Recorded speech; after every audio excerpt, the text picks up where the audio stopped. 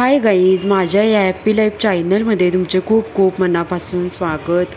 आज आपण पाहणार आहोत घरच्या घरी झटपट, कुरकुरीत आणि पौष्टिक पनीर कटलेट. हे चवीला उत्तम लागतात. यासाठी लागणारे साहित्य: पनीर 1 ते 1.5 कप किसलेले, बटाटा 1 कप उकडलेला आणि कुस्करलेला, कांदा 1 बारीक चिरलेला, 2 ते 3 चमचे बारीक चिरलेली सिमला मिरची, 2 चमचे बारीक चिरलेले गाजर, आले लसूण पेस्ट 1 छोटा चमचा, हिरवी मिरची 1 ते 2 बारीक चिरलेली. त्यासाठी लागणारे मसाले: अर्धा चमचा हळद, 1 चमचा लाल तिखट, 1 चमचा धणे जिरे पूड, अर्धा चमचा गरम मसाला, 3 ते 4 चमचे ब्रेड क्रम्स किंवा तांदळाचे पीठ, कोथिंबीर बारीक चिरलेली, तेल तळण्यासाठी, चवीनुसार मीठ. पनीर कटलेट करण्याची कृती पाहूया. एका मोठ्या भांड्यात किसलेले पनीर, उकडून घेऊन किसलेला बटाटा, कांदा, गाजर, सिमला मिरची, आले लसूण पेस्ट आणि हिरवी मिरची एकत्र करा. या मिश्रणात लाल तिखट, धणे जिरे पूड, गरम मसाला, बारीक चिरलेली कोथिंबीर आणि चवीनुसार मीठ टाका. कटलेटला कुरकुरीतपणा येण्यासाठी आणि मिश्रण घट्ट होण्यासाठी